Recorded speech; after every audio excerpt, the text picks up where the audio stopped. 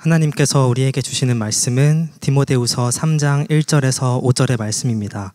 제가 보는 성경으로 신약 345쪽입니다.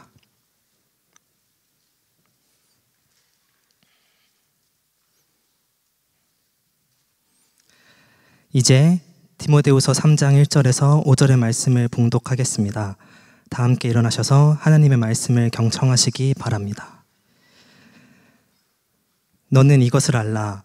말세에 고통하는 때가 이르러 사람들이 자기를 사랑하며 돈을 사랑하며 자랑하며 교만하며 비방하며 부모를 거역하며 감사하지 아니하며 거룩하지 아니하며 무정하며 원통함을 풀지 아니하며 모함하며 절제하지 못하며 사나우며 선한 것을 좋아하지 아니하며 배신하며 조급하며 자만하며 쾌락을 사랑하기를 하나님 사랑하는 것보다 더하며 경건의 모양은 있으나 경건의 능력은 부인하니 이 같은 자들에게서 내가 돌아서라. 아멘. 누군가 저에게 왜 굳이 해병대에 입대했냐고 묻는다면 저는 필요에 따라서 세 가지의 답변을 드립니다. 첫째는 입대를 빠르게 하고 싶어서였습니다. 해병대는 지원해서 면접과 실기만 붙으면 그 다음 달에 바로 입대할 수 있었습니다. 저는 대학교 2학년까지 마치고 입대를 준비했기에 마음이 좀 급했거든요. 당시 사역했던 교회에선 아예 대학을 졸업하고 군대 가면 안 되냐는 뉘앙스가 조금 있었어서 지금 돌아보면 살짝 도피성 입대이기도 했습니다. 그리고 두 번째 이유는 저희 아버지께서 해군 UTT 출신이신데 뭔가 하나뿐인 아들로서 어느 정도 아버지의 발자취를 따라가고자 그나마 해병대를 선택한 겁니다. 예상대로 아버지는 내심 기뻐하셨고 주변에 자랑도 많이 하셨습니다. 그리고 중요한 마지막 세 번째 이유인데 훗날 어떤 상황에서 누가 저한테 혹시 어디서 군생활 하셨어요? 라고 물어본다면 이게 설교에서 쓸 수 있는 말인지 모르겠는데 저는 가오가 있는 답변을 하고 싶었습니다. 훈련단에 입소한 그 순간부터, 아니 어쩌면 해병대에 자원 입대하기로 결심한 순간부터 저녁에 이르기까지 그 모든 시간들을 견딜 수 있었던 원동력은 바로 여기에 있었습니다. 전역하고 나서 그 답변, 저는 포항에서 복무했습니다. 어머, 그럼 해병대 나오셨어요? 하하, 네. 이 답변을 위해서였습니다. 물론 실제로 물어보는 사람이 기대했던 것보다 그리 많지는 않더라고요. 이 부분은 조금 서운했습니다. 앞으로 우리 청년부는 서로의 MBTI를 묻는 것보다 서로 어디서 군생활했냐고 물어보시면 어떨까요? 싫은 말고요. 어쨌든 이 군 출신을 밝히게 되면 꼭 이런 질문들이 따라옵니다. 훈련이 힘들지 않았냐고, 그리고 많이 맞거나 하는 걸로 알고 있는데 내무 생활이 어렵지 않았냐고. 사람인지라 당연히 힘들었죠. 특히 훈련 자체는 어떻게든 몸으로 때우는 것이니 괜찮았습니다마는 무서운 선임들이 득실득실한 내무 생활은 때때로 정말 지옥처럼 느껴졌습니다. 맞기도 참 많이 맞았습니다. 그런데 여러분이 어떻게 들으실지 모르겠지만 전 사실 맞는 거를 꽤 좋아했습니다. 분위기가 조금 이상하게 흘러가는데 이게 취향 이런 게 아니고 왜 좋아했냐면 이런 구타의 경험들이 저를 뭔가 더욱 해병스럽게, 제가 말해도 웃기네요. 더욱 해병스럽게 만들어주는 느낌을 받았기 때문입니다. 아프니까 청춘이다처럼 맞으니까 해병대다, 약간 이런 느낌으로 말입니다. 저는 진심으로 맞으면서도 와, 이거 나중에 밖에 나가면 나 군생활할 때 많이 맞았다고 자랑할 수 있겠다 라는 생각을 할 정도였습니다. 다시 말씀드리지만 그런 취향이거나 한 게 아니라 제가 본래 허사가 많은 사람이라서 그렇습니다. 빡세게 훈련 받고 또 험하게 내무 생활해야 저의 이 출신에 대한 타이틀이 더 온전해진다 생각을 했습니다. 더 그 이름에 걸맞는 자격을 얻을 수 있다고 느꼈습니다. 누군가에게 내가 해병대 출신이라고 말할 수 있으려면 그 정체성을 위하여 필요한 에피소드들이 필요하다고 생각했던 겁니다. 하나의 자격 조건처럼 말이죠. 저의 이야기를 예시로 들었습니다마는 사실 우리가 인생을 살아가면서 어떠한 타이틀이나 정체성을 위하여, 그 자격을 위하여 부단히 애쓰고 투쟁하며 살아가지 않습니까? 내가 원하는 대학에 진학하기 위하여, 그에 걸맞은 수험생이 되기 위하여 10대 시절을 공부하며 보냈죠. 그리고 이제 내가 원하는 일을 하기 위해 또 내가 꿈꾸던 어른이 되기 위해 그에 필요한 조건들을 갖추려 자격증도 따고 커리어도 쌓고 인맥도 만드는 등 부지런히 싸워갑니다. 그뿐입니까? 더 나아가 이 청년의 때에 결혼이라는 목표를 이루기 위해 나를 가꾸기도 하고 소개팅도 하고 또 만남과 이별을 반복하며 그 타이틀을 향해 달려갑니다. 이렇게 본다면 우리 삶은 늘 자격을 위한 투쟁의 연속이라 볼 수 있겠죠.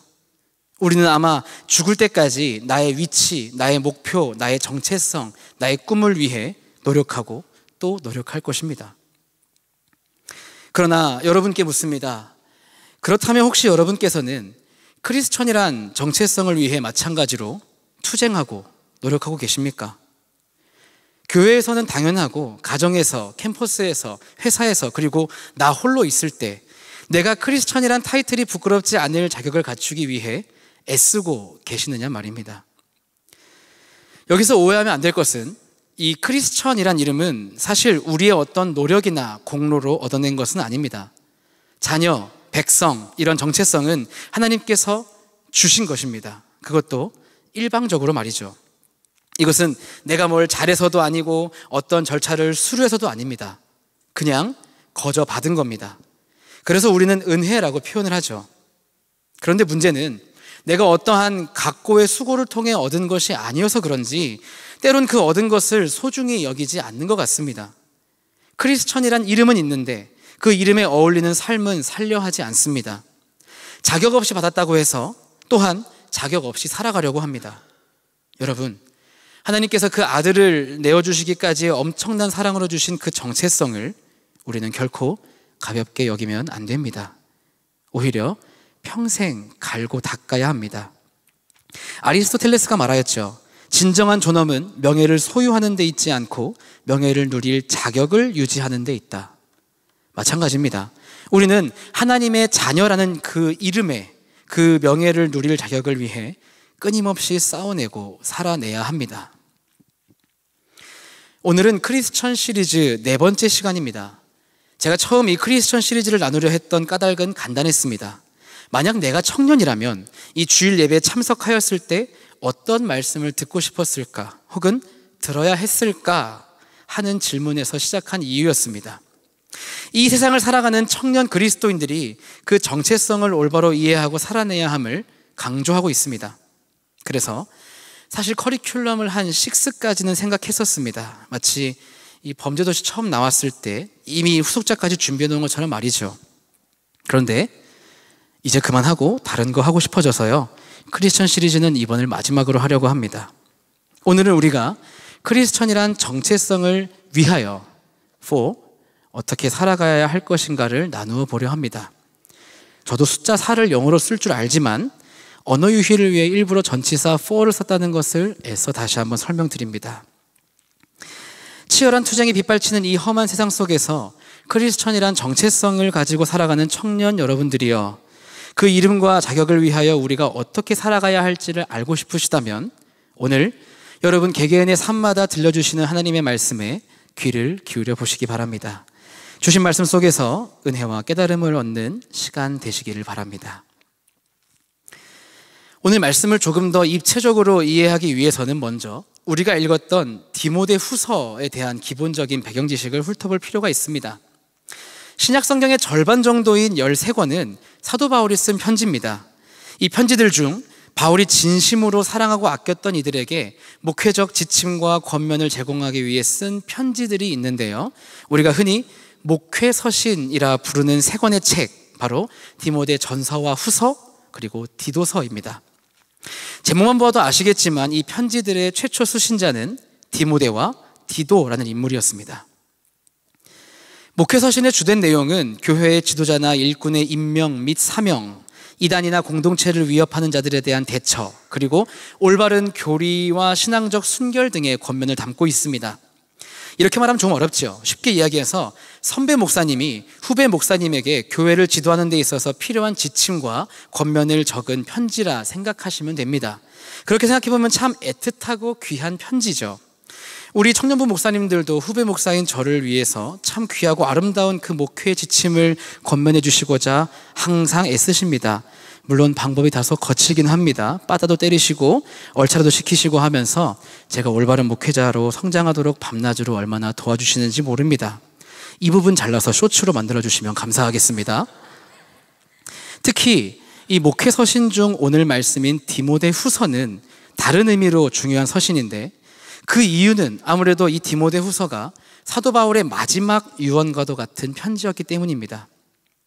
당시의 배경은 약 AD 66년경, 즉 네로 황제의 재위 기간이었습니다. 이때는 로마 대화제 사건 이후 기독교에 대한 박해가 제국 전역을 휩쓸고 있던 때였습니다. 그리고 당연하게도 바울은 빛도 제대로 들어오지 않는 차가운 로마 감옥에 투옥됩니다. 이것은 로마에서의 2차 투옥입니다. 옥중서신을 작성했던 1차 때와는 다른 상황입니다.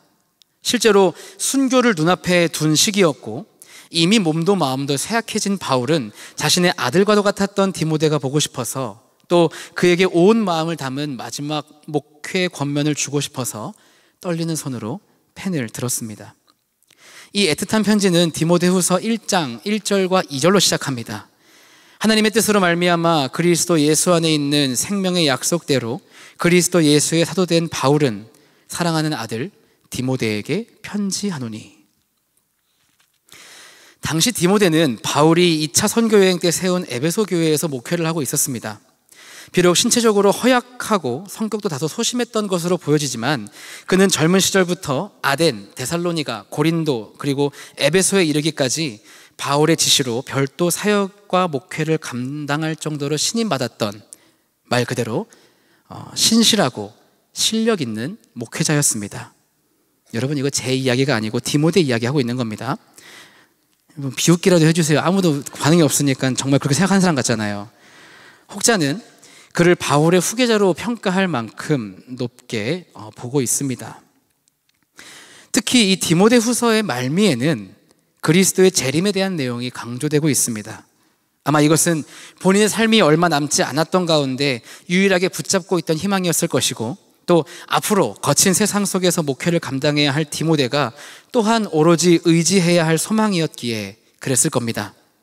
자신은 달려갈 길을 이제 다 마쳤지만 앞으로 더 달려가야 할 이 아들과도 같은 디모데였기에 바울은 자신의 마지막 지필에 사력을 다합니다. 디모데 후서의 배경이었습니다. 이제 본격적으로 오늘 말씀을 살펴봅시다. 바울은 오늘 본문 첫머리에 디모데에게 아주 엄중한 경고를 던집니다. 1절, 너는 이것을 알라. 말세에 고통하는 때가 이르러. 중요한 말씀인 만큼 우리 이 문장을 조목조목 분석해 봅시다. 먼저 바울은 디모데에게 너는 이것을 알라 라고 말합니다. 원어의 의미를 조금 살려보자면 너는 반드시 이해해야 한다 정도로 볼 수 있습니다. 지식적으로 아는 것으로만 그치는 게 아니라 수긍하고 납득을 해야 할 무언가가 있다는 의미죠. 그리고 바울은 곧이어 마법의 단어를 하나 꺼냅니다. 바로 말세예입니다. 우리가 흔히 말세라고 한다면 뭔가 하늘에서 메테오가 쏟아질 것만 같은 요한계시록스러운 분위기를 먼저 감지합니다. 여기서 우리가 일반적으로 생각하는 말세의 개념을 조금 정리할 필요가 있습니다. 주석가 렌스키의 말을 빌려보자면 말세란 그리스도의 성육신 이후의 시대, 즉 메시아의 도래에 대한 예언이 이루어지던 시대로부터 그리스도의 재림으로 그 시대가 종료될 때까지를 의미한다고 합니다. 아주 중요한 문장입니다. 어느 시점이 돼서 말세를 구분할 수 있는 것이 아니라 그리스도께서 오신 그 순간부터 실은 말세가 시작된 것이고, 훗날 그리스도께서 다시 이 땅에 오실 때야 비로소 그 말세가 끝이 난다는 겁니다. 그러니까 본문의 디모데가 이 편지를 받았던 그 순간도, 그리고 2000년 후 지금 이 말씀을 읽고 있는 우리가 살아가는 이 순간도 모두 말세에 해당이 됩니다. 여러분, 그렇습니다. 우리는 말세를 살아가고 있습니다. 어쨌든 그 말세에 고통하는 때가 있다고 합니다. 이 단어가 오늘 설교의 핵심 키워드입니다. 여기 고통하는에 해당하는 헬라어 칼레포이는 위협하다의 의미를 가지고 있습니다. 신약에서 이 단어가 오늘 말씀 말고 딱 한 군데에 더 쓰였는데, 마태복음 8장에 예수님께서 가다라 지방으로 가실 때 만난 귀신 들린 2명의 사람이 있었습니다. 이 귀신 들린 사람들이 몹시 사나웠다고 묘사되는데 여기서 칼레포이가 쓰였습니다. 위협적이라는 뜻이었겠죠. 자, 정리하자면 바울은 1절의 말씀에서 말세를 살아가는 우리들이 무언가를 위협받게 될 것이라 경고합니다. 그러면 우리는 무엇을 위협받게 될까요? 너무 당연하게도 그리스도인이라는 정체성에 대한 위협입니다. 오늘 설교의 주제이기도 합니다. 우리는 이 크리스천이라는 정체성을 위협받는 시대를 살아가고 있습니다. 그럼 여기에 육하원칙을 하나씩 대입해 봅시다. 먼저 what? 크리스천의 정체성을 위협받는다는 것은 무슨 뜻일까요? 간단합니다. 나 교회 안 다녀요. 나 예수 안 믿어요. 이렇게 표현토록 만들어버리는 것, 이것이 위협입니다. 언어로든 행동으로든 이 정체성을 포기하게 만들어버리는 것을 위협받는다라고 정의할 수 있습니다. 그렇다면 두 번째, who? 누가 크리스천의 정체성을 위협할까요?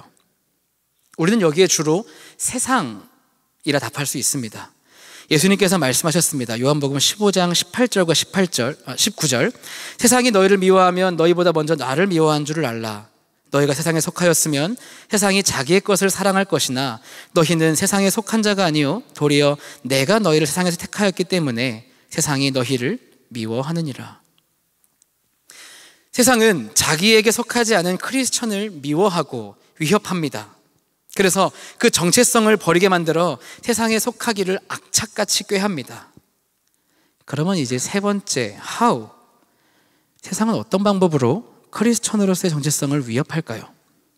여기엔 두 가지 방법이 있는데 강제적으로 포기하게 만들거나 스스로 포기하게 만들거나입니다. 첫 번째, 강제적인 방법으로 정체성을 위협한다는 것은 한 단어로 표현하자면 우리가 잘 아는 핍박입니다. 핍박이란 단어의 사전적 의미는 심히 억압하여 괴롭게 하다입니다. 본문 당시의 상황에서는 로마 제국의 박해를 떠올릴 수 있겠죠. 크리스천들을 잡아다 옥에 가두고 고문하며 강제로 그 정체성을 버리게 만듭니다. 그래도 안 들으면 결국 화형시키거나 굶주린 사자에게 던져버립니다. 뿐만입니까? 살아가면서 모든 상권을 다 막아버리고 인간관계까지 끊어버립니다. 내가 예수를 믿겠다 공언하면 나의 가족 친지는 물론 이웃 주민까지 피해를 입혀버리니 그 탄압에 못 이겨 결국 강제로 정체성을 포기하고 신앙을 저버리게 만드는 겁니다. 혹 여러분 가운데 신앙을 위해 핍박을 받는 분들이 계실지 모르겠습니다. 우리가 매주 400명 전후의 청년들이 예배에 참석하는데 서로 다 말하진 않더라도 분명 교회를 다니고 신앙을 지키는 데 있어서 크든 작든 외적인 압력을 받는 사람이 단 한 명도 없겠습니까? 그런 분들에게 이 시간 짧게나마 위로와 격려의 말씀을 드립니다. 더 큰 은혜와 복이 여러분들을 기다리고 있을 겁니다. 저처럼 모태신앙이라 교회에 나오는 것에 한 점 어려움 없는 사람들은 결코 경험할 수 없는 놀라운 은총을 경험하게 되실 겁니다.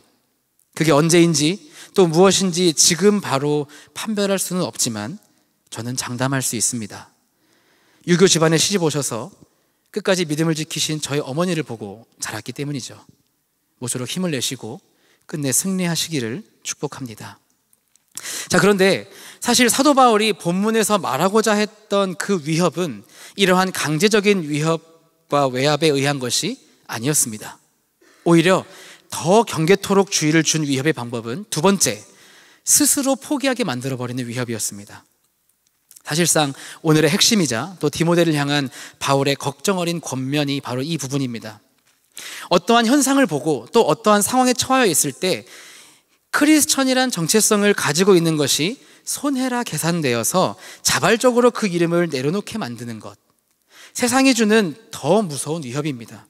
오히려 외압을 견디는 것은 우리로서는 자랑스럽고 명예로운 일입니다. 그러나 나의 내면에서 나 스스로 지금은 크리스천이라고 하지 말아야겠다 라는 무의식이 생겨나는 것은 참으로 수치스러운 일이 아닐 수 없습니다.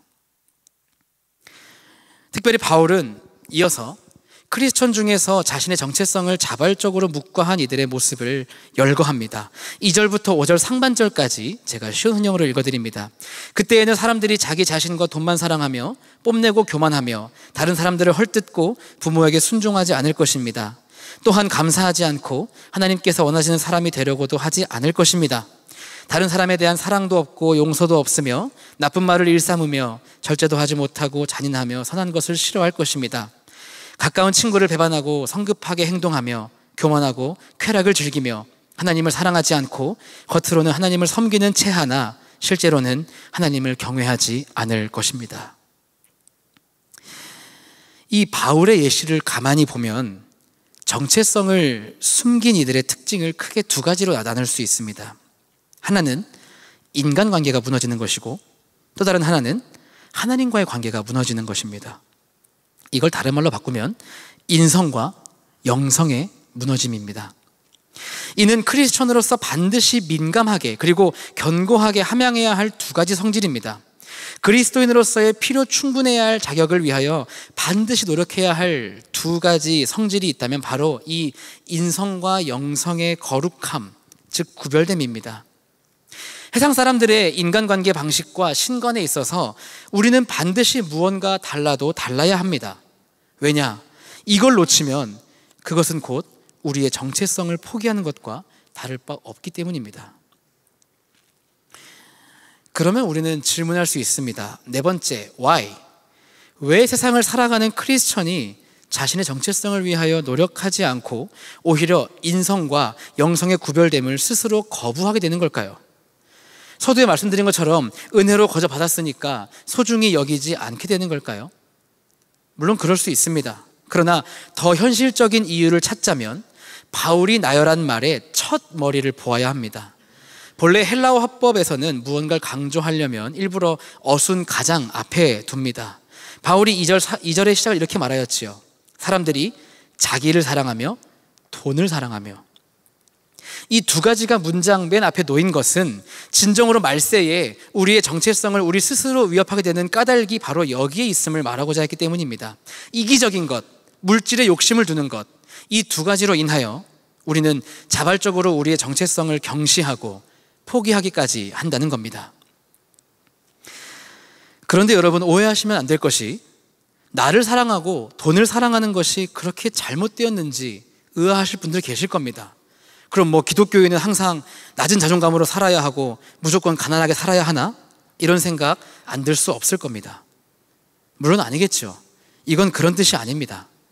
당연히 나를 사랑하는 거 중요합니다. 우리는 늘 기억해야 합니다. 나는 하나님의 형상대로 지어진, 그리고 하나님께서 택하신 소중한 존재라는 것을 말입니다. 나를 사랑하는 것은 지극히 마땅한 것입니다. 또한 돈을 사랑하는 것 당연하죠. 여러분 중에서 돈 싫어하는 분 계십니까? 만약에 여러분 집에 되게 친한 친척 어른이 방문했다고 생각해 보세요. 그분이 용돈 주시러 여러분을 부르면 여러분 어떻게 반응하십니까? 삼촌, 저는 크리스천이기 때문에 돈을 사랑하지 않습니다. 이 돈 구역질 납니다. 당장 지갑에 도로 쳐넣으세요. 이럴 겁니까? 저는요, 만약에 우리 청년부 교육자분들께서 오늘 예배를 마치고 저에게 와서 너무 은혜 받았다고, 매번 고생이 많다고 봉투를 주시면 겸연쩍은 척 곤란한 척 하면서 감사히 받을 겁니다. 아, 난 돈을 사랑하지 않는데 진짜 너무 받기 싫다, 이러진 않을 거란 말입니다. 저의 유일한 고민은 오직 이걸 아내에게 어떻게 들키지 않지 뿐일 겁니다. 바울이 한 말의 핵심은 비교 대상이 하나님일 때 문제가 된다는 겁니다. 하나님의 뜻보다, 하나님의 말씀보다 나의 정욕과 욕심을 더 사랑한다면 그건 문제입니다. 하나님을 향한 갈망과 헌신보다 돈을 향한 관심과 집착이 더 높다면 그건 문제입니다. 만일 이 두 가지가 정말 하나님과 비교했을 때 더 우위에 놓이게 된다면 그땐 2절부터 5절까지의 모든 열거된 내용들이 어렵지 않게 우리 삶에서 드러날 것입니다. 상황에 따라, 환경에 따라, 그리고 만나는 사람에 따라 세상 사람들과 전혀 구분되지 못할 모습, 아니 오히려 더한 모습으로 살게 될 것입니다. 나 교회 안 다녀요 라고 굳이 말할 필요도 없을 정도로 내 삶의 모든 모습이 내가 가진 위대한 정체성을 서서히 포기해 갈 겁니다. 특별히 그러한 이들의 특징 중 5절 상반절을 주목해 보세요. 경건의 모양은 있으나 경건의 능력은 부인하니. 경건의 모양은 뭐고 경건의 능력은 무엇일까요? 경건의 모양은 외적인 신앙의 형태를 말합니다. 우리가 흔히 말하는 신앙생활이죠. 교회 오고 예배 드리고 교제하고 이런 일련의 모든 행동들을 말합니다. 이건 사실 누구나 할 수 있습니다. 그러나 경건의 능력을 부인하기도 한답니다. 이게 말이 조금 어려워서 그렇지 쉽게 말하자면 복음을 온전히 받아들이지 않았다는 뜻입니다. 믿음이 없는 겁니다. 깊이 있는 신앙이 아닌 껍데기만 있는, 조금 나쁘게 말하면 위선적인 신앙을 말합니다. 이건 어느 누군가를 평가할 잣대가 아닌 나 스스로를 판단토록 돌아보게 만드는 기준이라 생각하셔야 합니다. 여러분의 정체성은 안녕하십니까? 사도 바울은 말세의 정체성을 위하여 노력하지 않고 자발적으로 포기해버리는 이들의 모습을 열거하면서 5절 하반절에서 디모데에게 이렇게 말합니다. 이 같은 자들에게서 네가 돌아서라. 원어에서는 피하라, 멀리하라로 번역이 되어 있습니다. 근묵자흑이라는 말 아시죠? 함께 있다 보면 저절로 전염된다는 말입니다.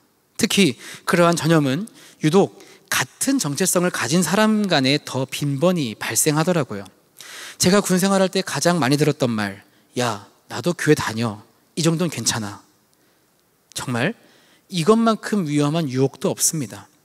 바울은 사랑하는 제자 디모데가 목회하는 가운데 이러한 유혹과 환경들에 넘어지지 않고 거룩하며 올바른 신앙인으로, 그리고 목회자로 서기를 바랐습니다. 여러분, 돌아서야 합니다. 돌이켜야 합니다.